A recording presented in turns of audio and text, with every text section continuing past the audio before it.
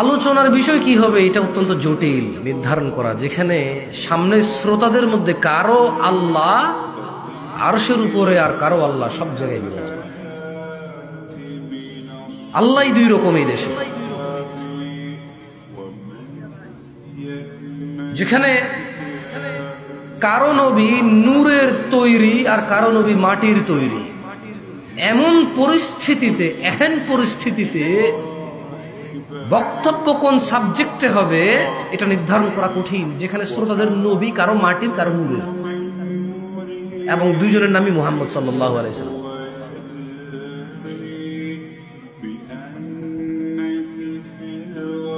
যেখানে মসজিদের সভাপতি ঘুষখোর হইতে পারে, যেখানে পায়ের উপরে পা তুলে বসলে বেয়াদবি, দাড়ি কাটলে বেয়াদবি না, এমন সমাজে কি বিষয়ে বক্তব্য দেবে এটা নির্ধারণ করা খুবই কঠিন। যেই সমাজে দিন প্রচারক তথা ইউটিউবার এবং ফেসবুকার এদের মতো ঈশান নামাজি পড়ে না, সে ওয়াজ রেকর্ডিং করে প্রতিদিন। যেই সমাজে একটা থাম্বনেইল দিবে, দেখেন কে কাকে কিভাবে বাঁশ দিছে বলে, এবং সে এটাকে দিন প্রচার মনে করে, ওই সমাজের অসুস্থ মস্তিষ্কের যুবক এবং প্রচারককে সামনে পেলে বক্তব্যের টপিক কি হবে এহেন পরিস্থিতি নির্ধারণ করা কঠিন। যে সমাজে মানুষকে দ্বীনের কথা বলতে গেলে বিরিয়ানি রান্না করে আনতে হয়, এই পরিস্থিতিতে দ্বীনের প্রসারের টপিক কি হবে সেটা বলা কঠিন। যে সমাজের প্রত্যেকটা মানুষ চায় সামনের লোকটা ভালো হয়ে যাক, আমি হব, এমন পরিস্থিতিতে কি সাবজেক্টে আলোচনা হবে নির্ধারণ করা অত্যন্ত জটিল।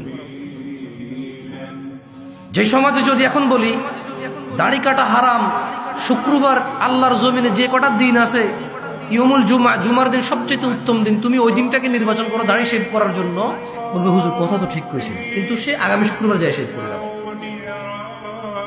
এমন যুবক এবং এমন মুসলিমদের সামনে কি টপিকে আলোচনা হবে যে দাড়ি কাটা হারাম আপনি বলবেন, আপনাকে বলবে আপনি একদম ঠিক কথা বলছেন, পরের শুক্রবারে যে সে দাড়ি কাটবে, এমন যুবকের সামনে কি বক্তব্য হবে, কি বিষয় নিয়ে আলোচনা হবে। এমন পুরুষের সামনে যে পুরুষ চিন্তা করে মেয়ে বিয়ে দিয়ে নাতিন উৎকুর হয়ে গেলে, নানা হয়ে গেলে দাড়ি রাখবে, এখনো বয়স হয় নাই। যে সমাজের মানুষের 14 বছর বয়সে দাড়ি ওঠে, সে দাড়ি রাখবে 50 বছর বয়সে, এই সিদ্ধান্ত নেয়। এমন মানুষের সামনে কি বিষয়ে আলোচনা করা হবে সিদ্ধান্ত নেওয়া কঠিন। যে সমাজে প্রত্যেকটা বাপ চায় তার ছেলে হুজুর হয়ে যাক, সে নিজে হুজুর হয়ে যেতে চায় না। রিক্সা চালায়, এক ওয়াক্ত নামাজ পড়ে না, ছেলেকে মাদ্রাসায় দিছে কেন, একটু দিন ধর্ম শিখবে, বাট সে নামাজও পড়ে না। যেই সমাজের বাপেরা মনে করে তার ছেলে আলেম হওয়া উচিত, বাট তার না, তার হওয়ার দরকার না, এমন বিকৃত মস্তিষ্কের মানুষের সামনে সিদ্ধান্ত, বাজে সিদ্ধান্ত নেওয়া মানুষগুলোর সামনে বক্তব্যের আলোচনা কি হবে বলা মুশকিল, অবশ্যই বলা মুশকিল। যেখানে 50,000 টাকা দিয়ে বক্তা আসবে, অন্য বক্তা কি ভুল বক্তব্য দিয়ে গেছে সেটা প্রচার করবে, অথচ এই মানুষগুলোকে একটা সুন্নত শিক্ষা দিয়ে যাবে না, শ্রোতারা এতে অভ্যস্ত হয়ে যাবে এবং ওইটাকেই দিন প্রচার মনে করবে। এই ধরনের শ্রোতার সামনে বক্তব্যের সাবজেক্টটি সিদ্ধান্ত খুবই কঠিন সিদ্ধান্ত নেওয়া। যে সমাজে লেকচাররা আসবে আমল শিখাবে, এটা না করে লেকচাররা আমল করায়। আমি আপনাকে বলবো সুবহানাল্লাহ বললে আসমান আর জমিন মধ্যবর্তী খালি জায়গা পরিপূর্ণ হয়ে যায় নেকিতে, আপনি সুবহানাল্লাহ পড়িয়ে। আমি এটা না করে আপনাকে আমি পড়াচ্ছি এখানে, অথচ আমার উচিত আপনাকে এটা শিখিয়ে দেওয়া এবং আপনি যখন তখন বলবেন এটা। যেখানে আমি আপনাদেরকে বলবো যে লা ইলাহা ইল্লাল্লাহ সর্বোত্তম জিকির, সর্বোত্তম কি জিকির,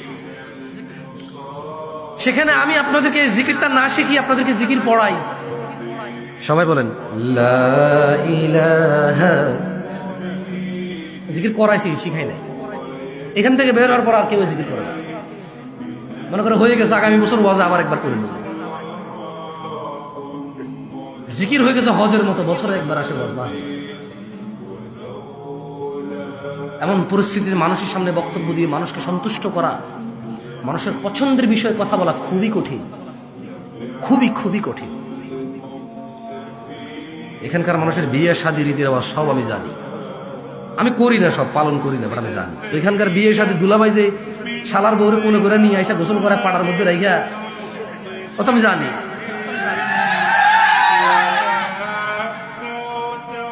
কথা বলছেন নাই তো? এখানে যে ওই যে কুলার মধ্যে ধান, কুলার মধ্যে চেরাগ, নতুন বউরে বরণ করে নেয় কুলার চেরাগ দিয়ে, কি বেশি দিন আগের কথা নেই। আরে বেটা অন উঠে গেছে, কারণ তোরা পালায় বিয়ে করস, সবাই রীতি পালন করবে কই? রীতিরেওয়াজ পালন করবে কই? আর ওলা বাড়ি সব মাইয়া নিয়ে ফুফির বাড়ি, খালার বাড়ি, এবার ফুফি বাইরে বুঝায় ভাই খারাপ হইতো না, নাই না। তো এখন রীতির আওয়াজ পালন করবো কি? বাপে কর আমি তেজ্য করে দেবো, পোলা কো আমি বাপের ঘরে না গেলে কি এসে যায়? আমি এখন বড় হয়েছি, সাইকেল চালাবো, রিক্সা চালাবো, এই মেয়ে ছাড়া বাঁচবো না। বস্তিতে যেয়ে থাকবো, তারপরে তোরে সকিনা, তোরে ছাড়া বাঁচবো। এমন পরিস্থিতি তো আসলে ওই রীতি, যদি রীতির আওয়াজ মানে এখন এগুলাই মানে, ঠিক না? আমি যখন বিয়ে করতে গেছি, বুঝছেন, আমরা একটা করছি আলহামদুলিল্লাহ। তো এখন ওই যে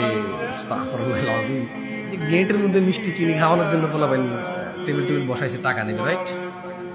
আমি তো টাকা দিব না। আমি বললাম যে বিয়ে সারা জীবন শুনলাম সবাই শুভ কাজ, শুভ কাজে বাধা প্রথমে ঢুকতেই। মানে আমি শ্বশুরের বাড়ির দিকে ঢুকবো, বিয়ে পড়বো, মধ্যখানে গেট বানায় দাঁড় করা বসে যে যেতে পারবে না, এখানে টাকা না দিলে। আমি বুদ্ধি করে বললাম যে এটা কেমন কথা, আস্তাগফিরুল্লাহ, শুভ কাজে বাধা, চলো আমরা ফিরে যাই। কারণ আগে মানুষ বলতো বিধবা মহিলা দেখলে যাত্রা অশুভ হবে, বিড়াল চলে গেলে যাত্রা অশুভ হবে। সেই প্রেক্ষিতে চিন্তা করলে তো আইরে বিয়ের বাড়িতে ঢোকার আগে বাধা, চলো আজকে বিয়ে হবে না, যদি হিসেব ওইটা হয় আর কি। তো যাই হোক, আমার জ্যাঠা হালকা চোখ টিপ দিয়েছে, বলছে এত এত কিছু বোঝে না। আমি মনে পার হয়ে গেছি, ওরা দিছে মনে টাকা, বলছে আমরা দিচ্ছি, ওরা ধরি না। যাই হোক, একটা ছোট্ট গল্প বললাম আর কি। হ্যাঁ, আরে বাপরে বাপ, বিয়ে করছি সেই কত বছর আগে। সুবহানাল্লাহ। দেখুন চাঁদপুরের মানুষ, ইত্তাকু রাব্বাকুম, নিজেদের প্রতিপালককে ভয় করুন এবং ভালোবাসুন। আহলুস সুন্নাত ওয়াল জামাআহ, সুন্নতি এইভাবে চিল্লাচিল্লি করলে সুন্নত হয় না। সুন্নতকে আঁকড়ে ধরতে হলে কোরআন ও সুন্নাহ যা বলে তা করতে হয়, যা নিষেধ করে তা বর্জন করতে হয়, তাইলে সুন্নি হওয়া যায়, এছাড়া সুন্নি হওয়া যায় না।